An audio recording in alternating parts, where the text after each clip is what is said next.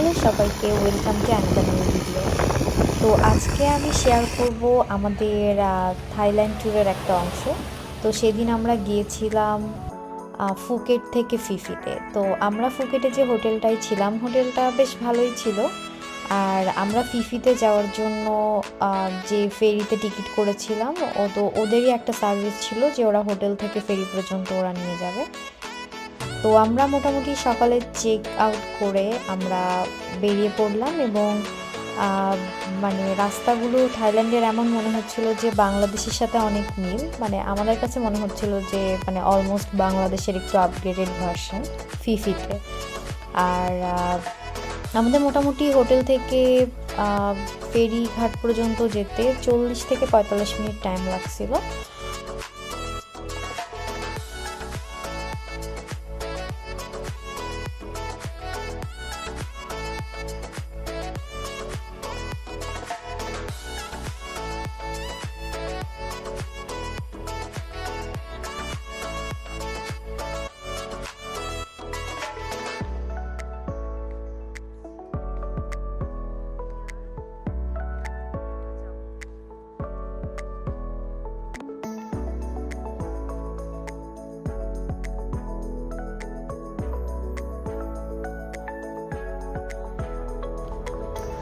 তো ফেরি ঘাটে এসে আমরা ওখান থেকে কিছু জুস নিয়ে নিলাম, মানে এখানে জুসগুলো দেখতে অনেক বেশি অ্যাট্রাকটিভ লাগছিল, সবাই নিচ্ছিল।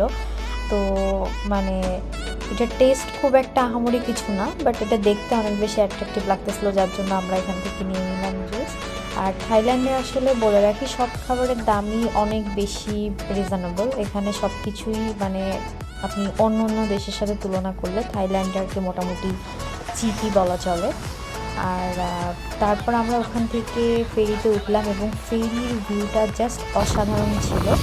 আমরা মানে বাইরেই ছিলাম ওই দিন, যদিও অনেক বেশি টেম্পারেচার ছিল, লাইক 33 বা 34 ডিগ্রি ছিল, মানে বেশ গরম ছিল। বাট আমাদের কাছে ফেরির মানে এই যে ভিউটা, আমরা ফিফিতে যাওয়ার যে ওয়েটা, এটা আমরা সবাই খুব এনজয় করছিলাম, যার জন্য আমরা গরমের ভিতরে হলেও বাইরে ছিলাম। কিছুটা বাতাস অবশ্য ছিল, তো তারপরও বেশ গরম লাগছিল আর কি।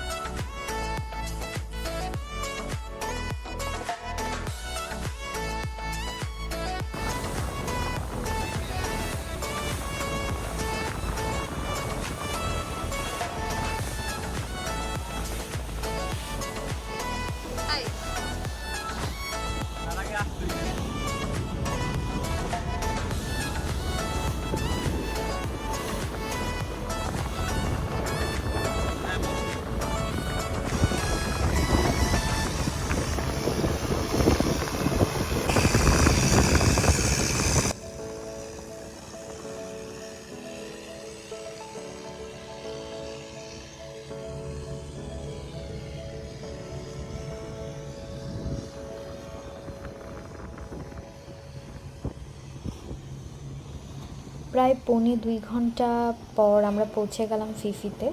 তো ফিফি আইল্যান্ডটা দূর থেকে তো অনেক সুন্দর লাগছিল, আর যখন আমরা কাছে আসলাম তখন দেখতে আরও বেশি ভালো লাগছিল। এই ফেরির জার্নিটা ছিল আসলে অসাধারণ, কারণ এখানে এত সুন্দর জলের রঙটা, প্লাস হচ্ছে আপনি যখন এই যে মায়াবের লং টেল বোটগুলো, আমরা যত কাছে আসছিলাম তখনই দেখতে পাচ্ছিলাম যে লং টেল বোটগুলো। তো সব কিছু মিলিয়ে আসলে প্রথমবার থাইল্যান্ডে এসে খুবই ভালো লাগলো। আর এই মানে ভিউগুলো আসলে নিজের চোখে না দেখলে বোঝানো যাবে না যে এত বেশি সুন্দর। তো আমরা মোটামুটি সবাই ফেরির জার্নিটা এনজয় করেছি, যদিও অনেক বেশি গরম ছিল, মানে 34 ডিগ্রি ছিল। তো তারপরেও আমরা সবাই এটাকে অনেক বেশি এনজয় করেছি।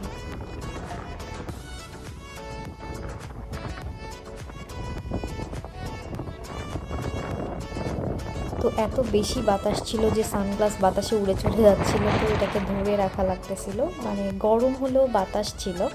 তো যাই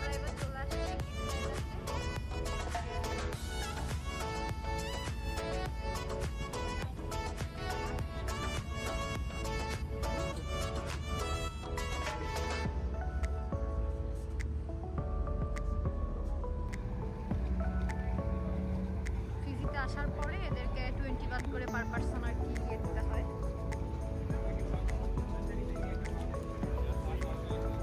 জায়গাগুলো আসলে সত্যিই অসাধারণ। আর এখানে ফেরি থেকে নেমে আমরা ওয়েট করব, কারণ আমরা যে হোটেলে যাব এখানে সিস্টেমটা হচ্ছে এরকম যে বেশ কিছু লোক হলে ওদের একটা ট্রলি মতো থাকে, তো ওরা হোটেল থেকে রিসিভ করতে আসে, ওই সবার মালামালগুলো হচ্ছে ওরা একটা ট্রলিতে নেয়, তো তারপর হচ্ছে মানে সবাই একসাথে রওনা করে। তো আমাদের লাগেজগুলো আমরা এখানে দিয়ে দিলাম। ওই দিন এত বেশি গরম ছিল যে আসলে ওখানে পৌঁছানোর পরও আমাদের সবারই খুব টায়ার্ড লাগতেছিল। আর আমাদের ফেরি থেকে নামার পর হোটেলে যেতে প্রায় 15 মিনিটের বেশি এরকম লাগবে। আমরা এখানে ওয়েট করছিলাম যে আরও অন্যান্য লোকেরা যদি আসে যারা ওই হোটেলে যাবে, তো ওরা ট্রলিটা আসলে ফুল করে নিয়ে যেতে চায়। তো ওইখানে আসলে কিছু সময় ওয়েট করা লাগছে আমাদের, তাও 10 মিনিটের মতো ওখানে ওয়েট করতে হয়েছে ওদের জন্য। তো তারপর মোটামুটি ট্রলি ফুল হলে আমরা সবাই রওনা দিলাম হোটেলের উদ্দেশ্যে। তো এত গরমে সবার হেঁটে যেতে খুবই কষ্ট হচ্ছিল, কিন্তু কোনো রকম কোনো উপায় নেই, কারণ ওখানে আপনার হেঁটেই যেতে হবে। আর আমরা যে রিসোর্টটা বুক করেছিলাম বে ভিউ রিসোর্ট, এটা আমরা অনেক রিভিউ টিভিউ দেখে আমরা ওটা বুক করেছিলাম। তো হোটেলটা আসলে অনেক সুন্দর।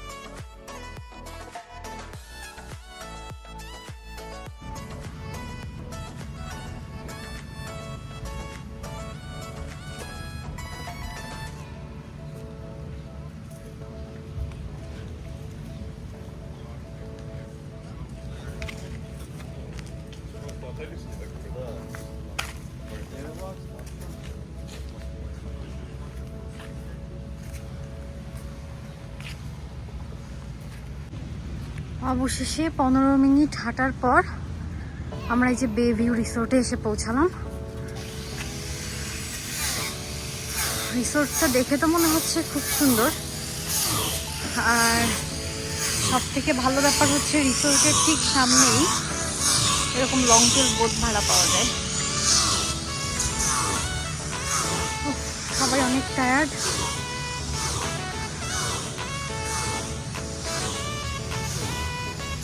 দারুণ সুন্দর জায়গা।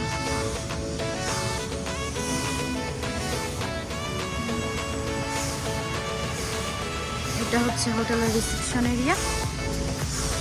তো আমরা সবাই এখন চেক ইন করবো, তারপর দেখা যাচ্ছে হোটেলের রুমটা কেমন হয়।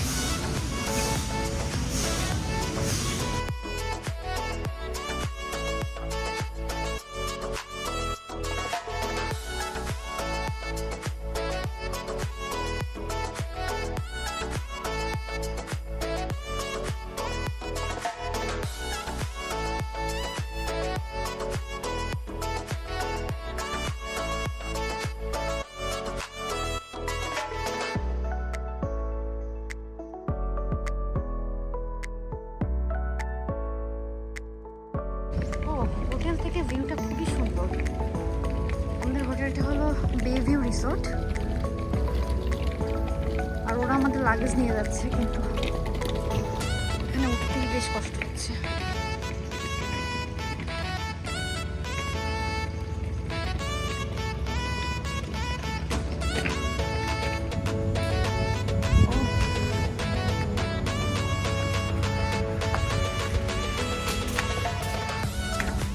রুমটা তো দারুণ।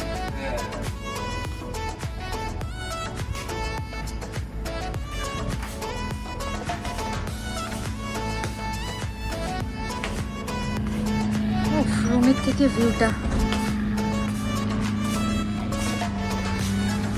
হ্যাঁ ভিউটা খুব সুন্দর।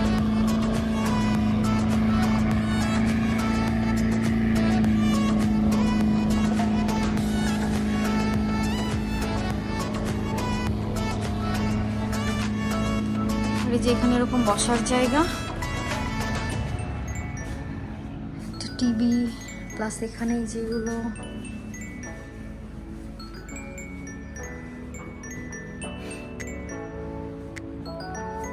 ওভারঅল খারাপ না, রুমটা ভালোই।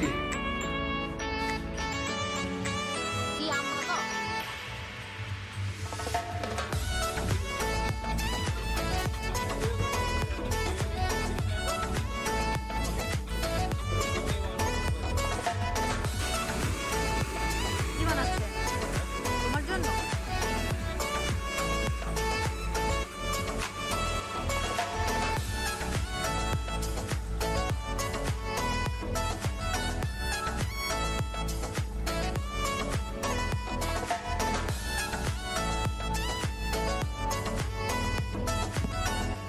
তো আমরা হোটেলে খুব বেশিক্ষণ টাইম ওয়েস্ট করিনি, আমরা জাস্ট ফ্রেশ হয়ে বেরিয়ে পড়লাম, কারণ আমাদের দুপুরে তখনও লাঞ্চ করা বাকি। আর লাঞ্চ করতে যাওয়ার সময় আমরা এখানে দেখলাম যে কিছু জুসের দোকান, তো আমরা কিছু জুস নিয়ে নিলাম, কারণ ওখানে আসলে প্রচণ্ড গরম ছিল। আর আমরা মোটামুটি যতদিন থাইল্যান্ডে ছিলাম, তো আমরা প্রত্যেক দিনই বলতে গেলে দুপুর আর রাত আমরা ডাব খেয়েছি, কারণ কি থাইল্যান্ডের ডাবগুলো আসলে অনেক মজা, বাংলাদেশের মতো, বাট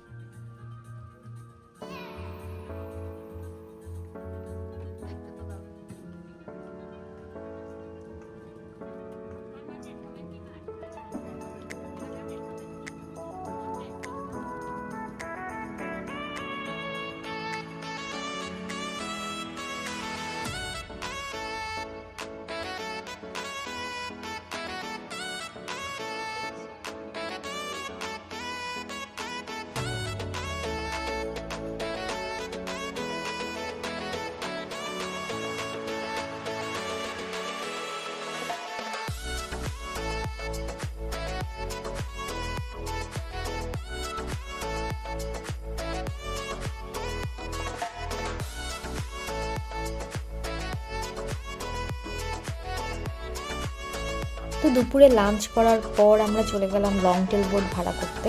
পরের দিন সকালে আমরা মায়াবেতে যাব তার জন্য, কারণ পরের দিন সকালে আমরা মোটামুটি বেশ ভোরেই আমরা রওনা দিব। তো তার জন্য আমাদেরকে আগের দিন ওদেরকে বুক করে রাখতে হবে। তো ওখানে ওদের একটা কাউন্টার ছিল, আমরা যেখানে চলে গেলাম, আর ওখান থেকে ওদের টাকা দিয়ে মোটামুটি আমরা অ্যাডভান্স করে রাখলাম পরের দিন সকালের জন্য। তো গরমে মোটামুটি সবার অবস্থাই খারাপ। আমরা মানে দুপুরে লাঞ্চ করার পর তখন বিকাল হয়ে গেছে, বাট তখনও টেম্পারেচার মোটামুটি 34-35 ডিগ্রি ছিল, আর ফিলস লাইক 38-40 দেখাচ্ছিল। তো আমাদের আসলে টাইমিংটা একটু রং ছিল।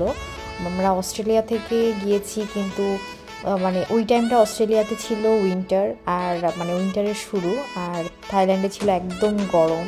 তো আমাদের জন্য আসলে খুব বেশি মানে গরম লাগছিল ওখানে গিয়ে। কিন্তু মানে সন্ধ্যা হওয়ার সাথে সাথে একটু মোটামুটি টেম্পারেচারটা কমে যায়, আর খুব সুন্দর ঠান্ডা একটা হাওয়া। তো আমরা মোটামুটি লাঞ্চ করার পর সবাই ওখানে বসেছিলাম। আর মানে এত সুন্দর যে প্রকৃতি হতে পারে সেটা হচ্ছে ফিফি বা ফুকেটে না গেলে আসলে বোঝানো সম্ভব না। তো এই মুহূর্তটা আসলে খুবই সুন্দর ছিল, আমরা সবাই খুব এনজয় করছিলাম। আর গরম বা ঠান্ডা যাই হোক না কেন, মানে সবার অনেক অনেক বেশি ভালো লাগছিল।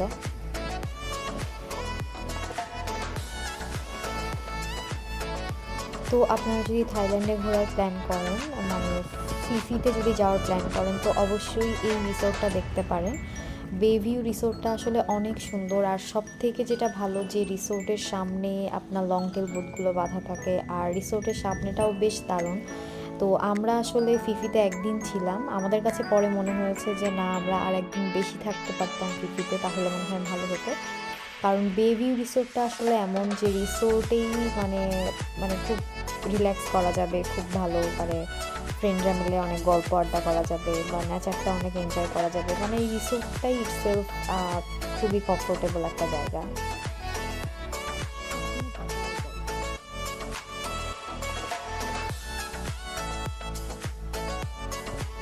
এরপর আমরা বের হলাম রাত্রের ফিফি মার্কেটটা দেখার জন্য। তো রাত্রে রিসোর্টটা একদমই নিরিবিলি হয়ে যায়, আর দেখতেও অনেক সুন্দর লাগছিল, সাথে ঝিঝি পোকার আওয়াজ ছিল। তো সব কিছু মিলে খুব ভালোই ছিল। এই জিনিসটা খুব ভালো লাগছে যে এটা কাঁচ দিয়ে সুন্দর সুন্দর এই জিনিসগুলো তৈরি করে, খুবই সুন্দর।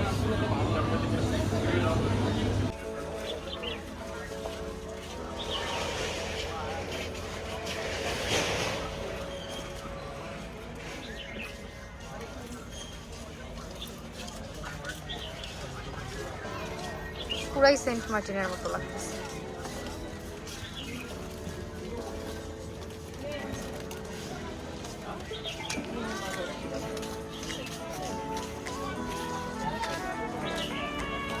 এরপর আমরা রাত্রে গেলাম ডিনার করার জন্য।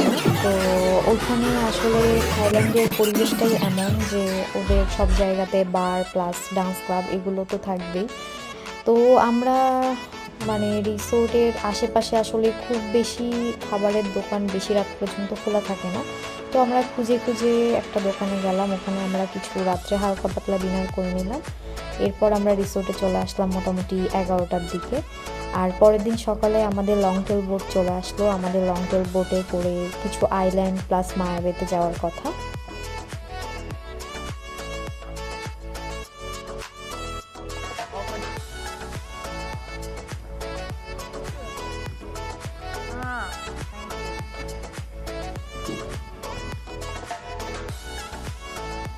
তো আমরা লং টেল বোটে উঠে পড়লাম। তো ওই দিনও অনেক বেশি গরম ছিল আর সকাল থেকে প্রচণ্ড রোদ। তো যাদের আসলে সি সিকনেস বা মোশন সিকনেস আছে তারা আসলে লং টেল বোটে না ওঠাই ভালো, কারণ এখানে আসলে প্রচণ্ড ঢেউ ছিল, আমরাও আসলে বুঝতে পারিনি। হ্যাঁ, অবশ্যই ওখানে লাইফ জ্যাকেট থাকে, তারপরেও মানে এটা আসলে একটু ভয়েরই ছিল আমাদের কাছে। আসলে পরে ওঠার পরে মনে হচ্ছিল যে মানে একটু সবার একটু ভয় ভয় লাগছিল। আর তো সব কিছু মিলে আমাদের ফিফি ট্যুরের এক্সপিরিয়েন্স ছিল অসাধারণ। আমাদের তো মানে আমার কাছে স্পেশালি আমরা যে 4 জায়গাতে গিয়েছি ফুকেট, ফিফি, ব্যাংকক, ক্রাবি, সব থেকে বেশি ফিফি সুন্দর লেগেছে। আর আমরা আমাদের কাছে মনে হলো যে না, ফিফিতে হয়তো আমরা একদিন এক্সট্রা থাকতে পারতাম। তো ফিফিতে গেলে অবশ্যই সবাই লং টেল বোটে উঠবেন যাদের সি সিকনেস নেই বা মোশন সিকনেস নেই, কারণ লং টেল বোটের ট্যুরটা ছিল অসাধারণ। আর সব কিছু মিলে ফিফি আইল্যান্ডটা খুবই সুন্দর। তো কেউ যদি থাইল্যান্ডে ঘুরতে চান অবশ্যই ফিফি আইল্যান্ড লিস্টে রাখবেন। এবং ওখানে অনেক রিসোর্ট আছে যেগুলো অনেক সুন্দর, আপনারা দেখে রিসোর্টগুলো বুক করতে পারবেন। তো সব কিছু মিলে আমাদের থাইল্যান্ড ট্যুর এক্সপিরিয়েন্স ছিল অসাধারণ। সবাইকে থ্যাঙ্কস ভিডিওটা দেখার জন্য।